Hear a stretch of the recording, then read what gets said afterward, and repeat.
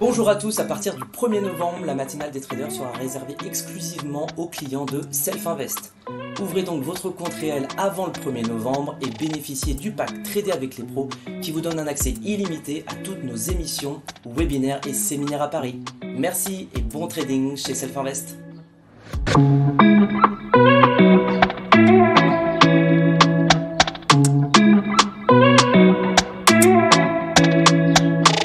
Bon, on va voir que on est en train peut-être de trouver un petit niveau support intéressant et donc toujours se poser la question de savoir, salut à ceux qui arrivent, de savoir est-ce qu'on n'aurait pas touché un point bas tout simplement, hein. Toujours, encore une fois, moi j'étais très baissier depuis, on va dire, 3 semaines, plus pour mes abonnés, mais sur des positions moyen long terme.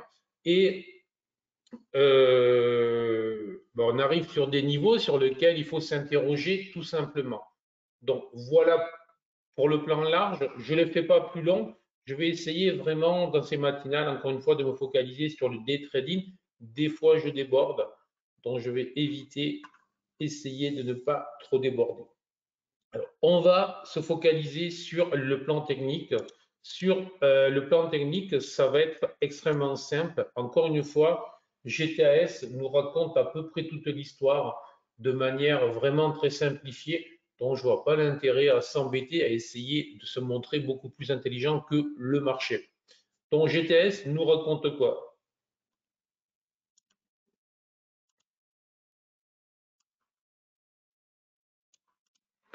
GTS nous raconte que depuis 2-3 jours, tout était rouge, d'accord? Que hormis cette phase latérale, on n'avait plus eu de BSI court terme et de BSI moyen terme, les indicateurs du bas, on ne les avait plus eu verts. Désormais, si je zoome en le faisant proprement, je constate tout simplement que effectivement, BSI court terme, moyen terme vert, ça marque tout simplement le fait. Encore une fois, c'est basique, hein, tout ce que je raconte, mais c'est on se crée un cadre, on est discipliné et on fait les choses dans ce cadre précisément. Bon. BSI court terme, moyen terme vert, ça signifie correction de court terme et correction de moyen terme haussière dans un environnement qui reste baissier jusqu'à preuve du contraire. Autre élément d'analyse avec GTAS, cet élément, c'est le nuage. Ça faisait là aussi plusieurs journées que les prix évoluaient en M30, hein. C'est-à-dire que là, on était quand même dans une dynamique, pas de volatilité, mais dans une dynamique claire, baissière. Hier, on a tenté et on a réussi le passage au-dessus du nuage. On a tenté et on a réussi le passage au-dessus du BSI line. D'accord? Bon. Et le nuage est en train de se retrécir. Et là, malgré la baisse qu'il y a eu, ce matin, on ouvre sur un gap haussier. Alors, gap haussier dans un environnement baissier, ça peut être piégeux. La potentialité, normalement, c'est quoi? C'est tout simplement de échouer à accélérer. Mais comme on a touché des points bas, comme on est allé sur des objectifs qui intéressaient quand même les investisseurs, à voir sérieusement si on ne pourrait pas déclencher un mouvement aussi. Alors, à court terme, personnellement, je n'achète pas. Maintenant, il ne faut pas être le couillon de service, si je puis dire, c'est-à-dire celui qui attend de manière un petit peu bête en se disant oh, moi j'ai pas vendu, mais maintenant que tout va mal, c'est sûr qu'il faut vendre parce qu'il y a la guerre, parce qu'il y a des résultats, bref. En bourse, lorsqu'on a un train de retard, ça finit toujours mal, toujours très mal. Donc, bien évidemment, on va retrouver une configuration chartiste couplée à GTAS qui pour le moment ne nous donne que des indications de court et de moyen terme et pas du tout de retournement de long terme. Mais bien évidemment, à ce stade, si je m'amuse à faire des dessins sur ça, je pense que tout le monde aura reconnu ici une potentielle ETEI. Est-ce que vous validez cette ETEI? Vous la trouvez tordue? Merci Duncan. OK, OK aux autres, ça marche. Est-ce que vous validez ou pas cette ETEI, cette configuration de retournement qui, bien évidemment, 6770, 6870, en cas de break, de cassure de la ligne de coup, alors que j'ai laissé horizontale sur ce point-là, mais il faudrait affiner la ligne de coup en la traçant. Tiens, comme par hasard, on est en train de la travailler ce matin. Sur ce niveau-là, voilà. Donc là, j'y suis. On est à une centaine de points. Ça veut dire que ça renverrait, en cas de break de cassure, ça renverrait le CAC entre 6950 et 6970. Autrement dit, juste sous les 7000 points. Elle est valide si on casse la ligne de coup. Oui, valide. Deuxième épaule est triste.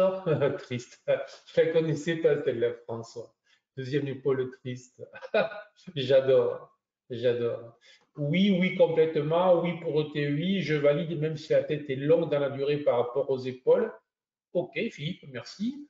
Un peu tordu quand même. Dominique, OK.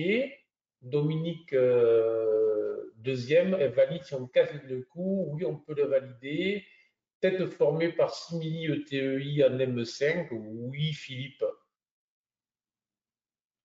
Numéro 2 là aussi. Un peu biscornu, mais on a vu bien pire. Est-ce qu'avec les gaps, cela reste valide? Alors, les gaps, notamment les gaps, ont plutôt tendance à renforcer, hein, Rudy. Voilà. Épaule gauche, pas top. Ouais, ouais. OK. Alors, là, c'est toujours, là, c'est très intéressant, tous vos commentaires. Hein, merci beaucoup. Je t'en prie, Rudy. Tous vos commentaires sont très intéressants parce qu'en fait, c'est quoi?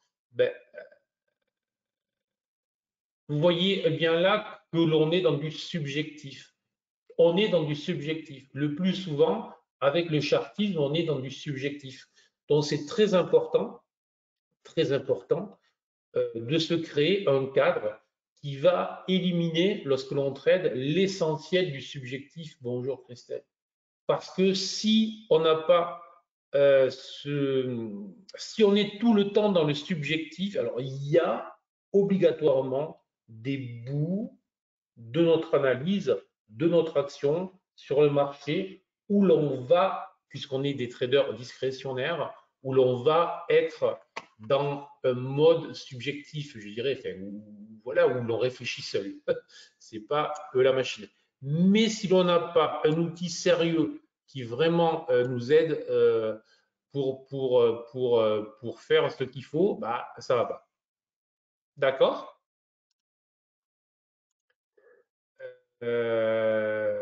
D'où l'importance, alors avec GTS ou avec ce que vous voulez, d'avoir un cadre très précis.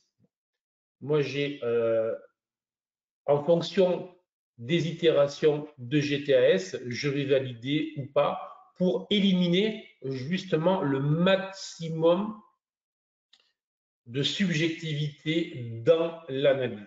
Voilà. On peut faire une deuxième épaule, il y a un déséquilibre entre les épaules, oui, Marc, exactement. Est-ce que c'est gênant? Moi, j'ai vu, en tant que trader qui a tradé quand même un certain nombre de configurations, moi qu'on puisse dire, des magnifiques configurations faire upsheet et des configurations moisies réussir merveilleusement bien. Donc, après, il y a des critères que j'ai vraiment étudiés, il y a des critères qui, eux, vont être discriminants. Donc, moi, je vous propose le premier critère, c'est le fait qu'on ait le BSI long terme rouge au moins en M30. Ça veut dire que déjà, pour moi, elle ne serait travaillable qu'en M5, où là, les BSI vont repasser vert. D'accord? Bon. Moisi aussi. Ok, Patrick, ça marche. Mais moisi, c'est Moi, je le dis souvent pour les configurations. Donc, baissier long terme rouge, pour moi, je ne peux pas travailler la cassure. Je vous en reparle. Alors, petite, au cas où vous auriez oublié, ce soir, je ne sais pas si vous le voyez là, si je vous le mets là, je vais essayer de vous le mettre, voilà. Ce soir, c'est moi. Ce soir, vous avez l'épisode 2 sur les chandeliers japonais. J'en avais fait un en juillet. Et on va parler notamment pour rebondir sur tout ce qu'il y a eu sur l'atelier, notamment sur les cassures justement. Donc, ben, si vous avez des dispos, je vous invite à venir, ça pourra être intéressant. Plus on est de fous, plus je me marre là aussi. Donc, vous pouvez vous inscrire et venir ce soir à 18 h si je ne m'abuse. Bon, la cassure, puisque je ne peux pas la travailler avec mon BSI long terme rouge, ça veut dire quoi? Ben, ça veut dire tout simplement, là je pense que vous savez ce que je vais dire. Vous voyez, encore une fois, l'idée, c'est pas, je ne peux pas faire ça, donc je peux faire ça.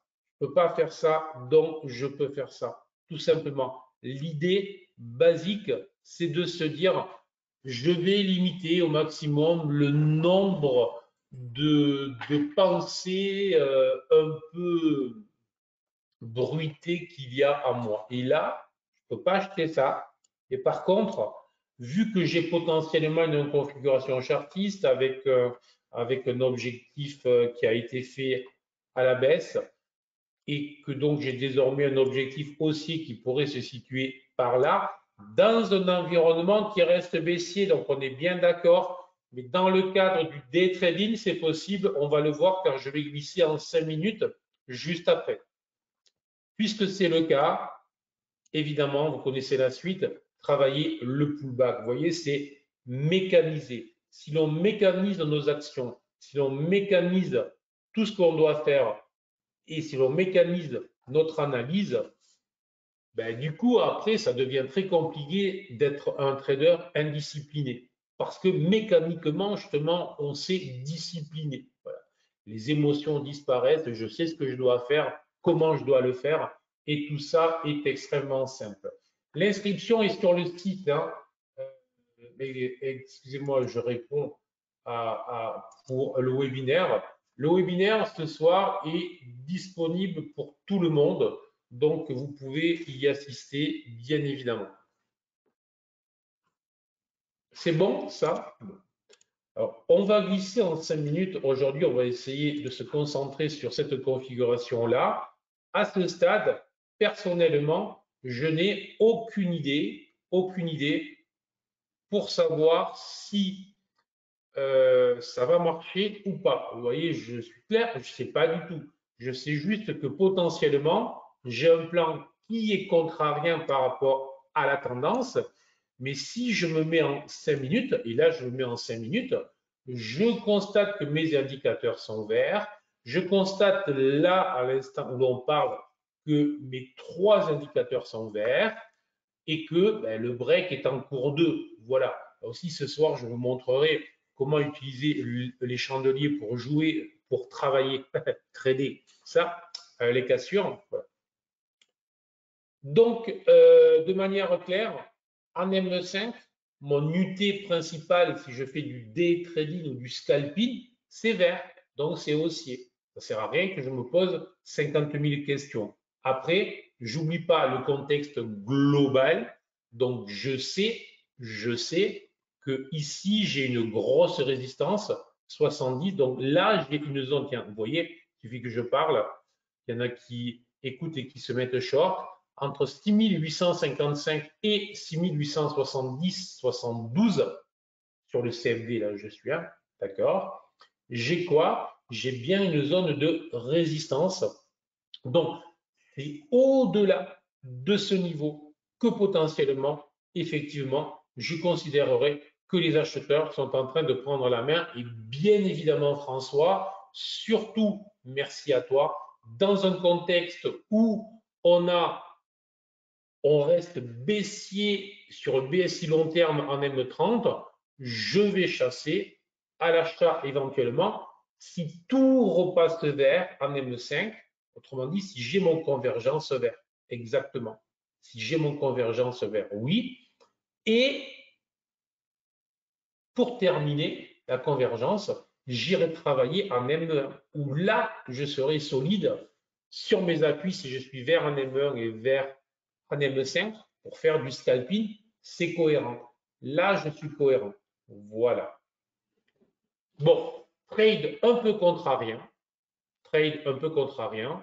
J'ignore totalement si ça va payer ou pas, bien évidemment, mais ça, c'est toujours le cas. Mais c'est le trade à surveiller sur la journée. Préférentiellement, oui. Et tant que la tendance reste baissière, vous pouvez aussi décider de dire, OK, en M5 sévère, je ne vends pas. Donc déjà, ne pas vendre est une position. Mais vous pouvez aussi vous dire, je vais attendre de voir s'ils vont chercher l'objectif haussier, hein, donc 6950, 970.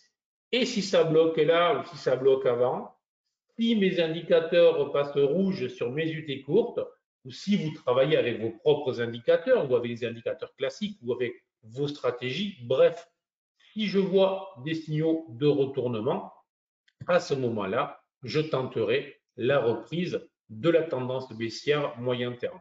Est-ce que c'est clair? Il n'y a pas d'obligation de travailler cette configuration potentiellement acheteuse. On peut aussi dire, je m'assois très profondément dans mon fauteuil et je fais rien, j'attends l'objectif haussier pour me remettre short dans un contexte où la tendance reste baissière tant que mes niveaux n'ont pas invalidé. Voilà. Bon.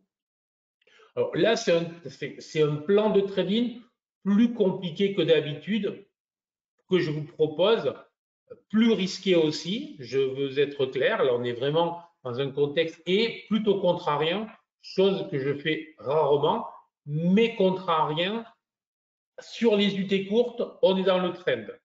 Ce qui marque bien quoi? Ce qui marque bien qu'il y a une absence de convergence. D'accord? Bon, voilà. Donc, bien tenir compte de tout ça. Trade compliqué, trade contrarien, mais bon, 100 points, si ça paye, ça peut être fait. Après, bon, là, je ne vous en parle pas car c'est trop long.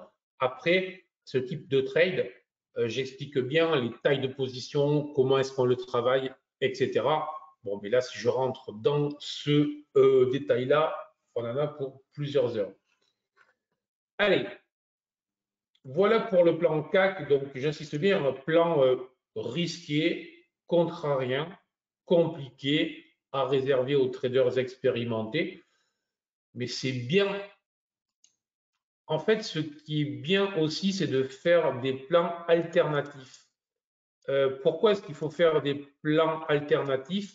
Si vous ne faites que des plans dans le sens principal, que des plans dans le sens du vent, ou si vous lisez les journaux ou écoutez les informations, alors qu'il y a 3 semaines ou il y a un mois et demi, c'était magnifique, tout le monde était acheteur, aujourd'hui plus personne ne l'est, vous vous laissez influencer par cette atmosphère négative. D'accord? Et ça, il faut jamais.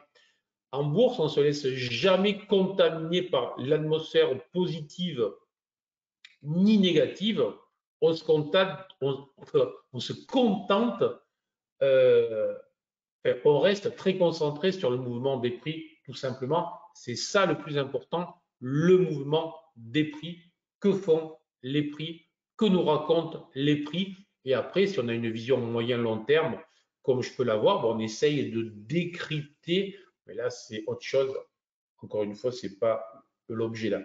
Bon, là, on est sur une configuration aussi qui va ressembler, mais vraiment, là, on a des toutes petites épaules qui n'existent presque pas parce qu'effectivement, le DAX hier a beaucoup plus dépoté dans son mouvement baissier que le CAC. La preuve, c'est que lui ne sait pas. Alors, il s'est extrait, mais tout de suite contré. Donc, il ne s'est toujours pas extrait, je vais y arriver, du nuage.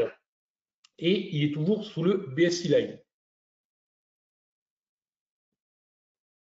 Donc à ce stade, le DAX est beaucoup moins haussier que le CAC et on le voit en un simple coup d'œil avec GTS, ne serait-ce qu'avec les pullbacks dans le nuage. C'est un moyen aussi rapide de choisir le sous-jacent, dont l'indice ou le produit que je vais travailler pour être dans le trend. Alors, il n'y a jamais de certitude. Je peux me dire que je vais travailler le CAC parce que le CAC est plus haussier. Et juste à ce moment-là, il y a une publi ou je ne sais quoi. Il y en a un qui retourne l'autre, surtout à cette période de publication où ça peut secouer. Mais de toute manière, en temps normal, il vaut mieux essayer d'être sur le plus trendy dès lors que je cherche un trend. Et ce matin, le plus trendy à la hausse, incontestablement, le CAC. C'est tout. Donc, sur le DAX, je ne ferai pas de plan haussier à ce stade, car c'est beaucoup moins intéressant, car vis-à-vis du nuage, je n'ai pas le retournement qui se fait en deux temps. Autrement dit, ça peut se retourner, mais là, je serai très, très contrarié, très, très contrarié. Je ne veux pas vous présenter là des choses très, très contrariennes, un petit peu stupides. Donc, mon idée, c'est vraiment de vous proposer des configurations très propres, des plans très clairs, même si, comme sur le cas, ils sont plus risqués que d'habitude. Allez, on va les voir aux États-Unis. Et aux États-Unis, en 5 minutes, c'est vert. Donc, là, déjà, pour le day trading, ça me donne une idée. Et si je me mets en M30, je constate tout simplement que j'avais un niveau support tracé depuis plusieurs journées. Là aussi, l'intérêt de laisser des niveaux sont toujours clairs et que le Nasdaq est venu s'appuyer à 2 reprises en faisant ici un BO fail d'école et un marteau d'école à l'ouverture justement, est venu s'appuyer et a retourné la baisse sur le support. Il a fait mieux que ça, puisqu'il est venu péter, breaker la première résistance. Il a bloqué sur la deuxième, bien évidemment, je pense que tout le monde le voit. Et pour le moment, donc, il est en train de travailler cette zone résistance, 14 684, 14 780, d'une centaine de points. Tant qu'il reste en dessous, ben, reste en dessous. Mais là, alors, je ne vais pas vous parler d'une ETI parce que là, elle serait vraiment très, très, très tordue, incontestablement. Mais par contre, je peux vous parler d'une configuration potentielle de retournement avec ici un BD d'école, hein, une de mes stratégies GTS préférées que vous retrouvez dans mes bouquins et que vous devriez connaître par cœur, bien évidemment, et pas parce que c'est vraiment une stratégie de base du trading. Voilà. Donc, elle est enclenchée. Là aussi, j'ai BSI court terme et le moyen terme qui sont verts. Et j'ai une nocturne, je dirais, qui est en train de léger bi-haussier avec un nuage qui prend appui et j'ai un nuage vert. Et j'ai un nuage vert qui a servi de support. Donc là aussi, j'ai une première indication intéressante de potentiel retournement. Donc le Nasdaq a regardé avec des yeux très intéressés. Alors attention, je ne suis pas en train de vous dire je passe à l'achat sur le Nasdaq agressivement, surtout avec les GAFAM qui publient cette semaine, enfin la plupart sauf Apple, sauf erreur.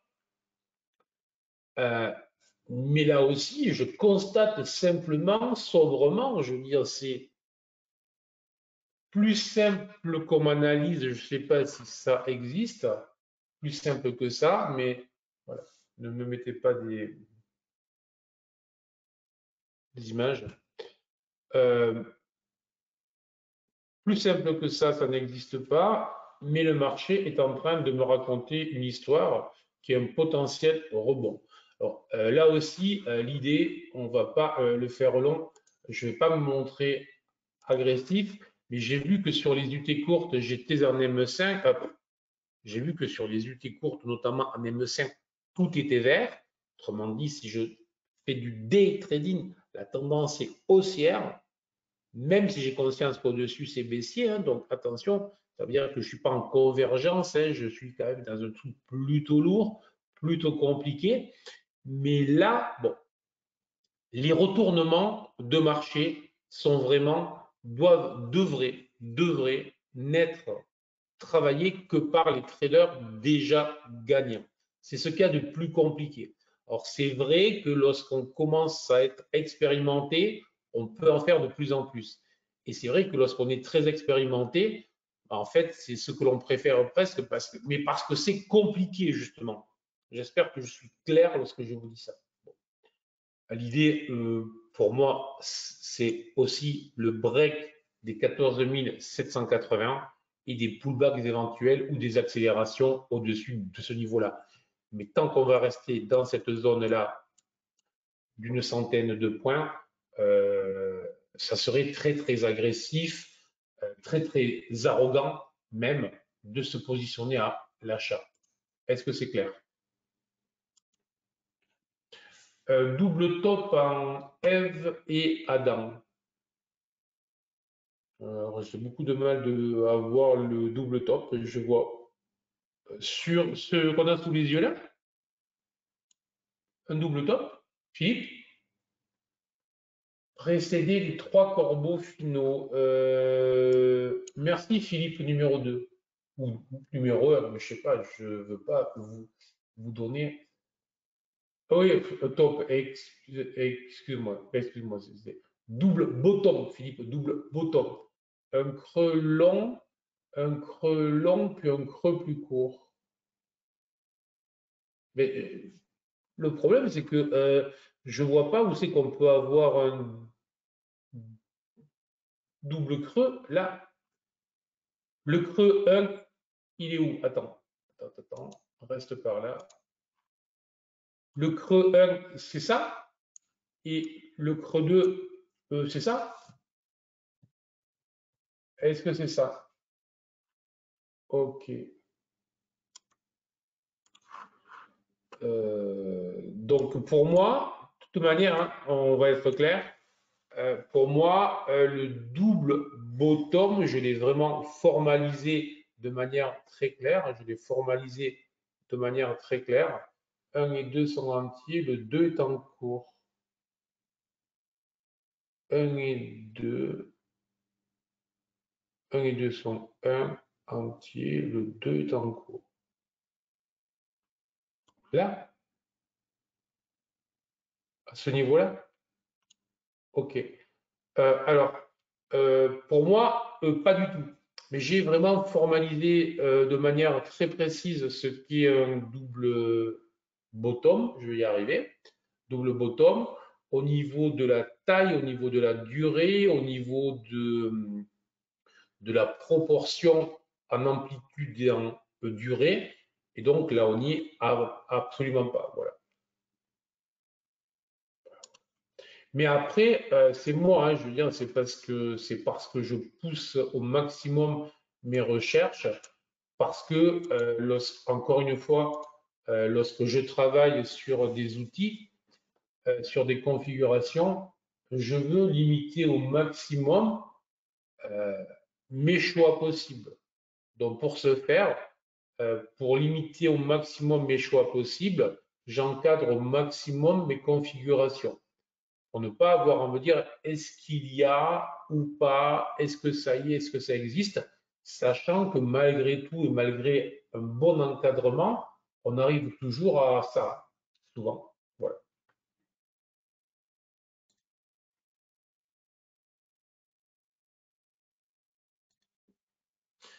Euh,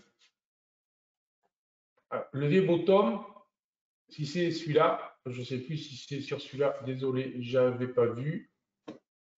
J'avais pas vu. Du coup, j'ai raté. Désolé. Levier bottom, non. Hein. Levier bottom, ce n'est pas possible. Je vous renvoie, enfin, pour ceux qui ont suivi les formations, le contexte n'est pas du tout celui-là. C'est un V-bottom classique chartiste, c'est pas du tout un V-bottom GTAS. Là, je suis aussi peut-être aussi non.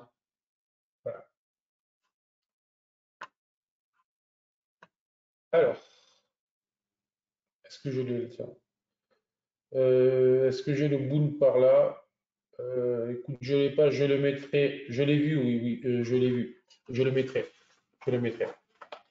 Je le mettrai. Comme ça, on fera un petit peu de boom. Est-ce qu'il y en a qui font du boom ou ça vous intéresse pas si je vous fais du boom? Moi, j'en connais qu'un ou deux qui fait du boom, donc parce que je leur ai forcé la main. Trois, trois. Pas de boom, non, pas forcément. Non, merci. Oui, toujours. Richard, je connais pas, je connais pas, je fais pas, ça m'intéresse. Ok. Donc, écoutez, on- ok, ça marche, Eric, merci. Cela est intéressant. Parfois, je fais pas, ça m'intéresse, connais pas, connais pas, connais pas. Ouais. Ok, ça marche. Bon, l'idée, je l'ajouterai là, je l'ai pas, donc on va pas faire là. Ça peut être intéressant, en effet, surtout en ce moment où ça rebouge pas mal, où ça va être nerveux normalement pour les prochains mois sur le design US. Ok, ça marche. Ok, Richard, merci. Bon, allez, on va finir très vite avec le dos pour aller voir quoi? Pour aller voir que le dos ne présente pas du tout une configuration intéressante à ce stade. Vous voyez bien que le nuage reste résistance, qu'on a une fausse sortie par le haut, réintégration du nuage par le bas. Donc ça, c'est potentiellement un signal short hein, qui pour le moment ne paye pas. Bon, après, il faut toujours remettre les horaires. Donc là, ça se fait à 22 heures. Évidemment, normalement, il vaut mieux aller dormir. Le lendemain, on est en meilleur état. Mais la configuration sur le dos, à ce stade, n'est pas du tout une configuration de rebond. La configuration à ce stade est une configuration qui reste baissière, qui est au mieux, une configuration de, ok Philippe, merci beaucoup, qui est au mieux une configuration de latéralisation. Lorsque je dis ça, excusez-moi, c'est parce qu'il y en a qui disent qu'ils s'en vont parce qu'ils ont rendez-vous, qu'ils doivent s'en aller ou qu'ils vont travailler. Donc, merci beaucoup de signaler en plus et quand vous arrivez et quand vous partez, c'est très agréable. Voilà. Donc, rien pour moi à ce stade sur le dos. Sinon, comme je vous ai fait quand même plutôt des plans haussiers ce matin et que la tendance de fond reste quand même plutôt baissière, soyons clairs, je ne voudrais pas vous voir acheter ce marché agressivement, on est bien d'accord, c'est vraiment du contrarien, du spécifique pour essayer de vous amener un petit peu plus haut, c'est toujours l'idée. Pour moi, bah, il faut, voilà, il y a une progression dans ce que l'on raconte, dans ce qu'on fait. Ben, le dos, lorsque je vois ça, je vois effectivement, je trace très vite cette double zone. Et ben, moi, lorsque j'ai ça, je fais rien et je surveille des cassures éventuelles, des sorties de range éventuelles, tout simplement. Donc là, c'est ce que je ferai, là aussi, tout simplement. Est-ce que c'est bon? Est-ce que vous avez des questions?